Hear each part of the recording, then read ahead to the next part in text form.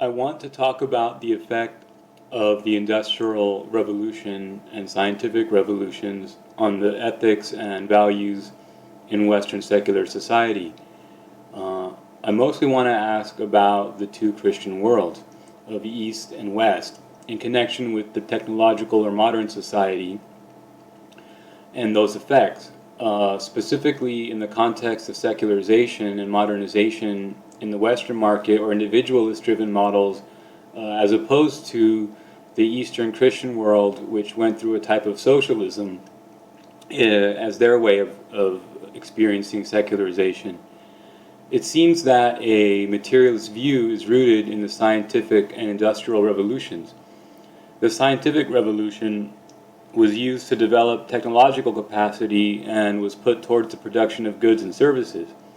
This changed the material foundations of society, and with them so too were changed the ethical and moral system.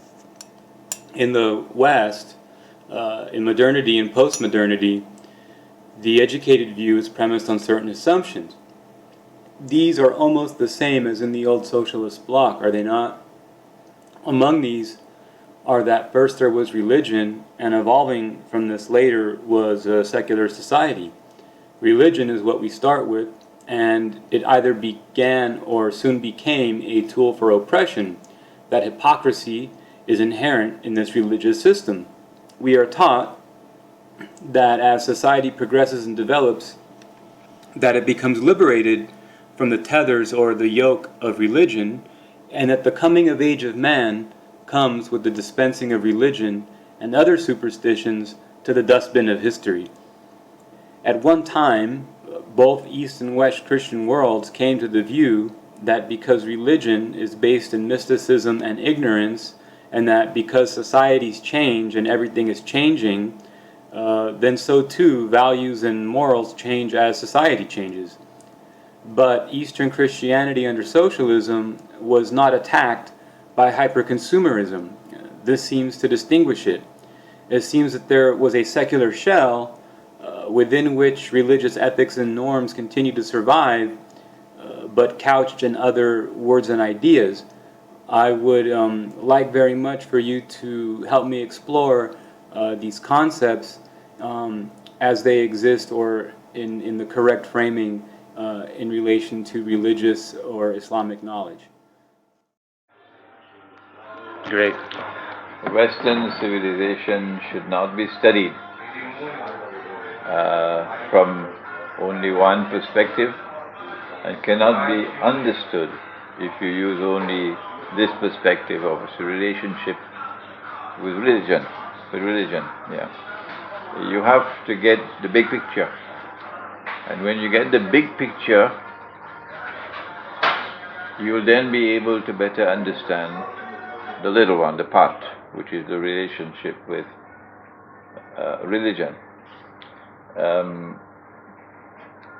It cannot be by accident that all of these things have happened in only one part of the world, Europe of the West.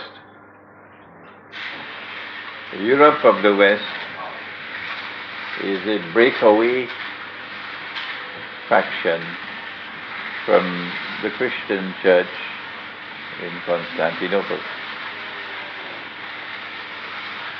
They broke away and they went to Rome, and then that broke away and the Protestant movement emerged and so on. So the original breakup is located there. And after the breakup, this part of Christianity underwent monumental change, which was not experienced by the other part of Christianity. The process of secularization of society, and that secularization of the society, it is which has ultimately led to the essentially godless society that we now have. This side of Christianity gives the external form of religion, but internally is an empty shell. And once you have only the external form of religion, you don't have religion anymore. Religion which does not reside in the heart is not religion. It's potentially religion. So the process of secularization of society led to this essentially godless society. Secularization also led to an essentially decadent society, because values,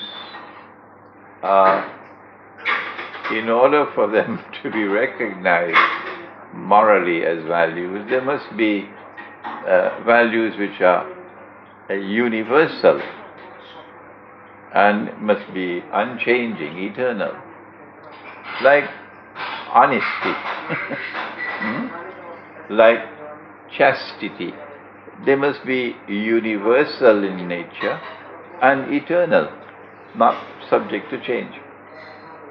When you secularize the society, the moral values had to give way, and secular values replaced them, which meant that the society will now make its own values. Like, for example,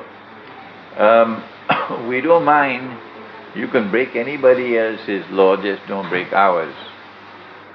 Bring any amount of money you want and bring it in a Swiss bank, we'll take it. It could be as bloodstained as ever. It doesn't matter to us.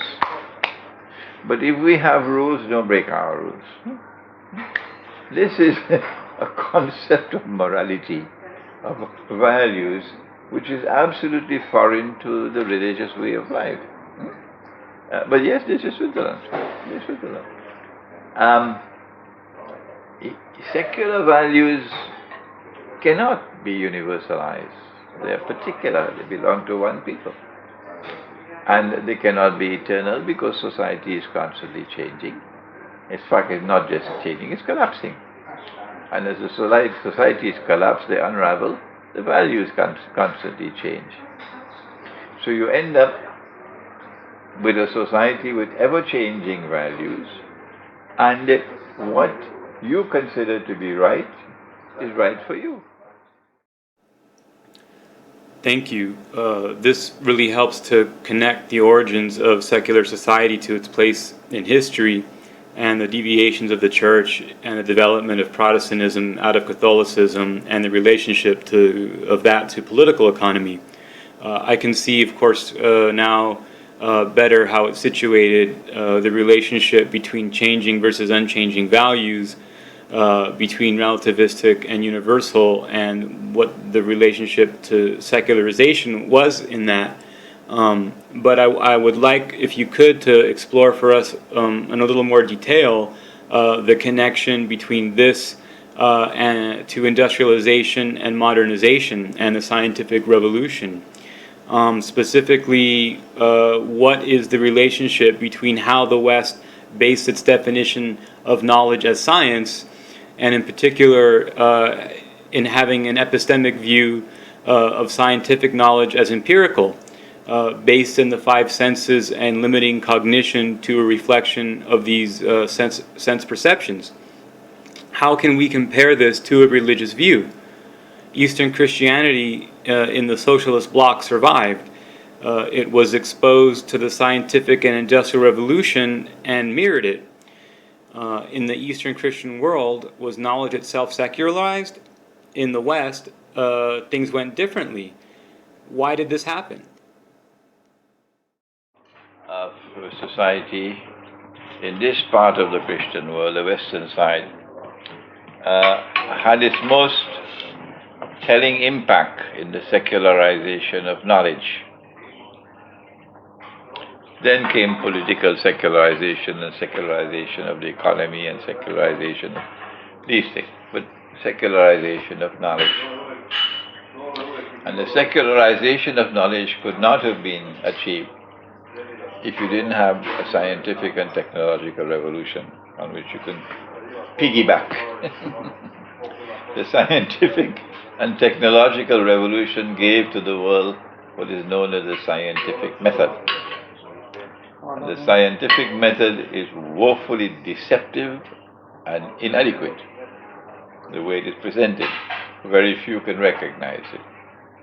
The scientific method led us to the conclusion that the only valid knowledge is knowledge which comes from external observation and inquiry and experimentation, things that can be perception and rationality. And if something resided beyond human observation, it could never be known. Therefore, it could never qualify as knowledge once it is beyond human observation. And from there, through a process of deception, if it can never be known, it does not exist. See? So, this material universe is a universe that can be observed, and hence it exists. Whatever lies beyond material universe, which it cannot be observed, cannot be admitted into the world of knowledge. And so a world existing beyond this world is a world we can never know. And then came the last piece, a world that does not exist. And so came from secularism the passage to materialism. Materialism is not attachment to material things. Materialism is the philosophical belief that there is no reality beyond material reality. That's materialism. And if there is no reality beyond material reality, then there is no place for religion, and hence automatically, eventually, you discard religion the way you discard old clothes and you become atheist. This is the passage that took place in this part of the Christian world. And so today they have the marriage of a man with another man, and you get a marriage certificate, and many Christian churches are endorsing it. Yeah. The other part of the Christian world, it was never a part of the scientific and technological revolution. The other part of the Christian world never suffered from this secularization of knowledge.